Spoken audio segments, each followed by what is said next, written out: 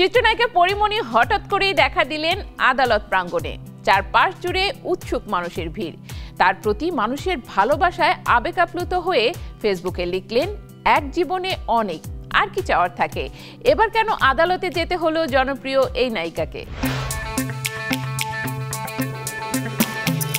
ঢাকা নারী ও শিশু নির্যাতন দমন ট্রাইব্যুনাল ৯-এর গুরুত্বপূর্ণ একটি মামলায় ২৬শে মে সোমবার চিত্রনায়িকা পরিমণিকে আদালতে হাজির হতে দেখা যায়। সকাল ১১টার দিকে তিনি আদালত প্রাঙ্গণে উপস্থিত হন। এই মামলায় পরিমণি নিজেই বাদী এবং অভিযুক্তদের বিরুদ্ধে তার করা অভিযোগের বিচার চলছে। মামলায় আসামি তালিকায় রয়েছেন দেশের আলোচিত ব্যবসায়ী নাসির উদ্দিন মাহমুদ, তার বন্ধু তুহিন সিদ্দিকী অমি এবং শহীদুল আলম। আদালত সূত্রে জানা গেছে, আজকের দিনে পরিমণিকে জেরা করার জন্য দিন ধার্য করা হয়েছে। আসামি পক্ষের আইনজীবীরা তার সাক্ষ্যের বিভিন্ন দিক নিয়ে প্রশ্ন করবেন বলে জানা গেছে। পরিমণির পক্ষে আদালতে উপস্থিত ছিলেন তার আইনজীবী অ্যাডভোকেট নীলাঞ্জনা রিফাত সুরভি। তিনি জানান, আজ মূলত আসামি পক্ষের জেরা পর্ব শুরু হয়েছে।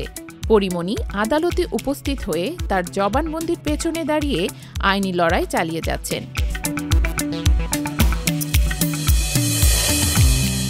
এই মামলার পেছনের ঘটনা শুরু হয় ২০২১ সালের ৮ জুন রাতে, যখন ঢাকার অদূরে অবস্থিত ঢাকা বোট ক্লাবে পরিমণি যান। পরবর্তীতে তিনি অভিযোগ করেন, ক্লাবে তাকে ধর্ষণ চেষ্টা ও হত্যা চেষ্টা করা হয়। এ ঘটনায় তিনি ১৪ জুন সাভার থানায় একটি মামলা দায়ের করেন, যেখানে নাম উল্লেখ করে অভিযুক্ত করা হয় নাসির উদ্দিন মাহমুদ ও তুহিন সিদ্দিকী অমিকে। একই সঙ্গে ৪ জন অজ্ঞাতনামা ব্যক্তিকেও অভিযুক্ত করা হয়। তদন্ত শেষে ২০২১ সালের ৬ সেপ্টেম্বর মামলার তদন্ত কর্মকর্তা কামাল হোসেন আদালতে অভিযোগপত্র জমা দেন, যাতে ৩ জনকে অভিযুক্ত করা হয়।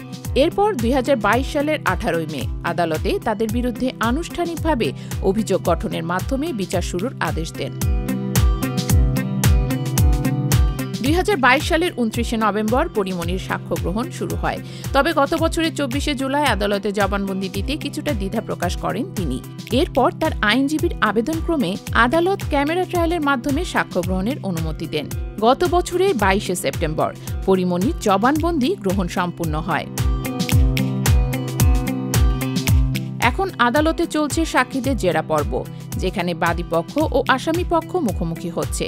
সমাজের উচ্চ পর্যায়ে ব্যক্তিদের জড়িত থাকা এবং একটি চলচ্চিত্র অভিনেত্রীর সাহসিক ভূমিকায় মামলাটি সর্বসাধারণের নজর কাড়ে। তবে তার আগমন যেন মুহূর্তে আলোড়ন তোলে আদালত পাড়ায়। আইনজীবী, বিচারপ্রার্থী থেকে শুরু করে সাধারণ মানুষ, সবার চোখ তখন পরিমণির দিকেই। তাকে ঘিরে তৈরি হয় উৎসুক ভিড়, ভালোবাসার বৃষ্টি ঝরে মানুষের কণ্ঠে। সবার ভালোবাসায় সিক্ত হয়ে আবেগে ভাসেন এই তারকা অভিনেত্রী। পরে নিজের ফেসবুক পোস্টে সেই অনুভূতি প্রকাশ করে লেখেন, এক জীবনে অনেক, আর কি চাওয়ার থাকে।